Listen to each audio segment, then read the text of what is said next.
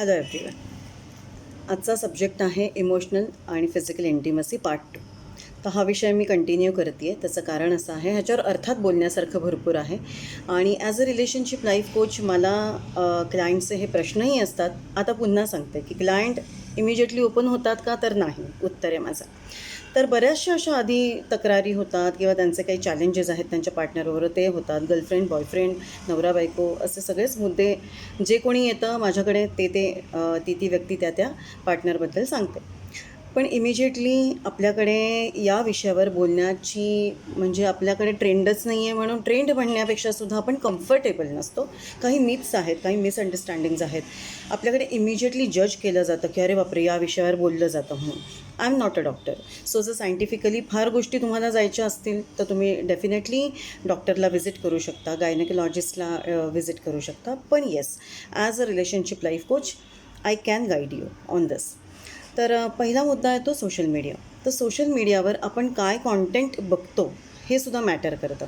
Scroll करताना AI किंवा तुमचं गुगल इतकं हुशार असतं की ते तुम्ही जे थांबून बघता अगदी, तर ती गोष्ट तुम्हाला वापस बघायला मिळते, अगेन अँड अगेन बघायला मिळते. हे तर आपल्याला सगळ्यांना माहिती आहे. अगदी साधा मिक्सर जरी तुम्ही शोधायला गेला तर मिक्सरच्या एवढ्या ॲडव्हर्टाईज तुम्हाला येतील किंवा सारख्या ऑफर्स येतील की तुम्हाला वाटेल ना, मी तर एकदाच बघितलं, किती वेळा. आता केक बघितला तर केकच्या सारख्या रेसिपीज येतील. So you know everything, right?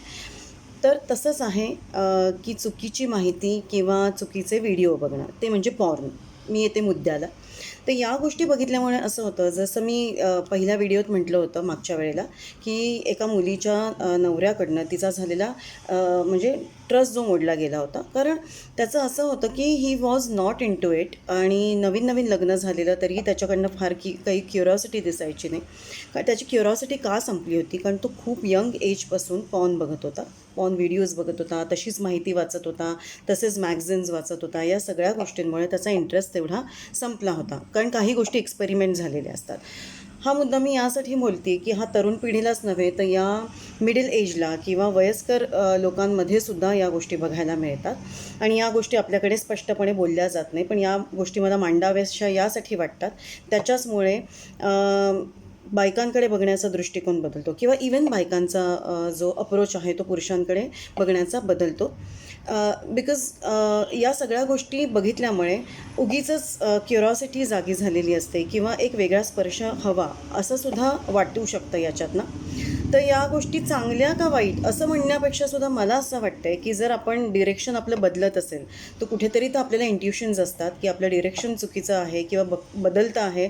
So मी माझ्या पार्टनरबरोबर चुकीचं नाही वागलं पाहिजे. म्हणजे या सगळ्या गोष्टी कारण चोरून केल्या जातात. सो चोरून केलेल्या गोष्टी या शेवटी कधी ना कधीतरी उघड येतात, आणि नाही उघड केस आल्या तरीसुद्धा खूप काही गोष्टी त्याच्यामधनं वेगळ्या दिशेला जाऊ शकतात. तर बऱ्याच केसेस येतात. तर जर कोणी पर्सनल आलं तर मी त्याप्रमाणे गाईड करते. खूप साऱ्या गोष्टी आहेत ज्याला इतकी फाटे फुटतात एका त्या नात्यामधनं निर्माण झालेल्या या व्यतिरिक्त गेलात तुम्ही तर पार्टनरला सोडून. तर ती एक गोष्ट आहे. आणि अजून दुसरी गोष्ट आहे, जर फिजिकल इंटिमसीसाठी जायचं असेल तर त्याच्यासाठी इमोशनल इंटिमसी खूप गरजेची असते. तुम्ही जर तुमच्या पार्टनरला कम्फर्ट दिला नाही, त्या विषयावर तुम्ही बोलला नाहीत, हे मी पहिल्यांदाही बोलले आहे मागच्या व्हिडिओत. पण मी याच्यावर का भर देते आहे, कारण एक्सपेक्टेशन्स असतात तुमचे काही, आणि काही गोष्टी ऐकल्यामुळे, काही गोष्टी बघितल्यामुळे तुम्हाला काही प्रकार असतात ते तुम्हाला एक्सपेरिमेंट करायचे असतात, एक्सपिरियन्स करायचे असतात. So it is not worth to doing that directly without taking permission of your partner. So that is also wrong. म्हणजे इथे मी डायरेक्ट रॉंग म्हणेन, कारण जर तुमच्या पार्टनरनी या गोष्टीसाठी जर तुम्ही चुकून माकून विचारलं, खूप चांगली गोष्ट आहे. चुकून माकून म्हणजे मी तर भर देते विचारण्याला.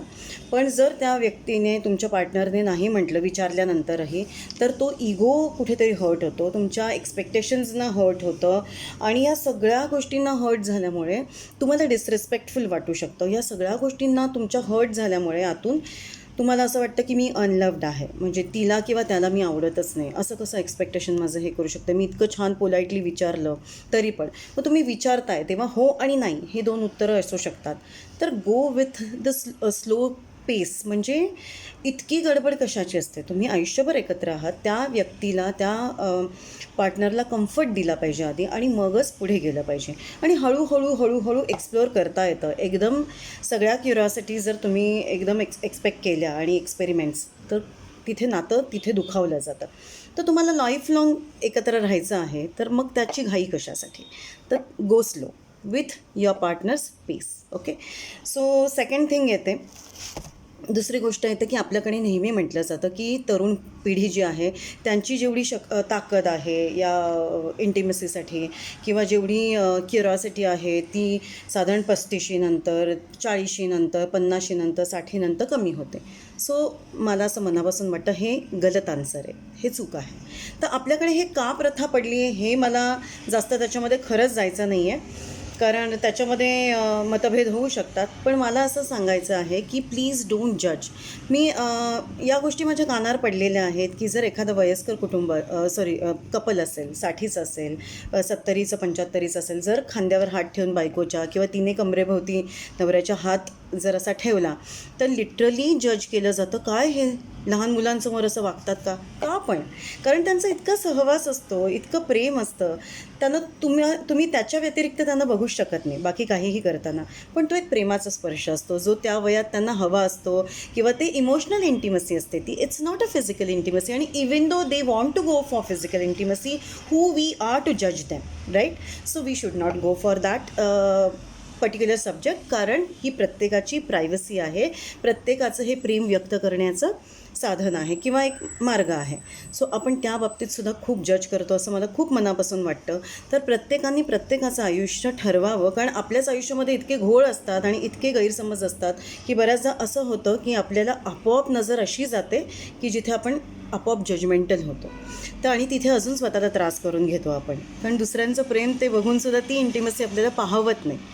आणि ही गोष्ट खूप कॉमन जरी असली तरीसुद्धा हळूहळू प्रॅक्टिसने या गोष्टी कमी केल्या पाहिजे. आणि आपल्या स्वतःवर प्रेम करा, आपल्या पार्टनरवर प्रेम करा, चांगलं कॉन्व्हर्सेशन वाढवा. आणि अजून काही कॉन्फ्लिक्ट्स त्याच्या संदर्भात येत असतील तर डेफिनेटली तुम्ही कोणाचा तरी सल्ला घ्या. पण सल्ला घेताना पुन्हा इथे एक मुद्दा मांडावासा वाटतो. बऱ्याचदा मित्रांना सल्ला मागितला जातो, मित्रमैत्रिणींना सल्ला मागितला जातो. आणि खरं सांगायचं तर प्रत्येकजण आपापल्या अनुभवाप्रमाणे सजेस्ट करतं. काय हे असं कसं करू शकतो, काय हे ती अशी कशी करू शकते, किंवा असं नाही बाबा आमच्याकडे तर असं आहे आमच्या दोघांमध्ये. मग हे जे कंपॅरिझन होतं त्यांनी होणारा त्रास जो असतो तो आपल्याला होतो. बरोबर आहे. तो त्रास नाही व्हायला पाहिजे, कारण त्या व्यक्तीचा तो अनुभव आहे, पण तो होतो कारण आपण पेनमध्ये असतो. त्यामुळे त्या व्यक्तीने जर काही सांगितलं त्याचा एक्सपिरियन्स की नाही माझ्या पार्टनरबरोबर ओके आहे, आम्ही बोलतो किंवा आहे व्यवस्थित सगळं, फ्रिक्वेन्सी चांगली आहे, सगळं चांगलं आहे आमच्यामध्ये, तर त्याचा त्रास होतो. ॲक्च्युली त्याचं तेच म्हटलं, त्रास होता कामा नये, पण तो आपण भोगत असतो, आपल्याला काही मिळत नसतं म्हणून तो त्रास होतो. सो मला असं वाटतं की तज्ज्ञांकडे जावं, काउन्सिलरकडे जावं, डॉक्टरकडे जावं. या सगळ्या तज्ज्ञांकडे गेल्यावर तुम्हाला अचूक अशी माहिती पण मिळते आणि गायडन्स मिळतं. आणि तुम्ही कुठल्याही लेवलला जाऊन त्यांना प्रश्न विचारू शकता. म्हणजे तुमचे गैरसमज किंवा मिथ्स असतात ते तुमचे एकतर पूर्णपणे डिलीट होतात किंवा ते कमी होतात, रेड्यूस होतात, आणि कुठेतरी तुम्ही पुन्हा ते नातं सुंदर उभं करू शकता तुमचं. तर एवढंच मला एक सांगायचं होतं की या गोष्टींना प्लीज कधीही जज करू नका. आणि चार चौघामध्ये असताना जर कोणी तसं वागत असेल आणि म्हणजे बियॉन्ड, तर तुम्ही जाऊन सांगायला काहीच हरकत नाही आहे.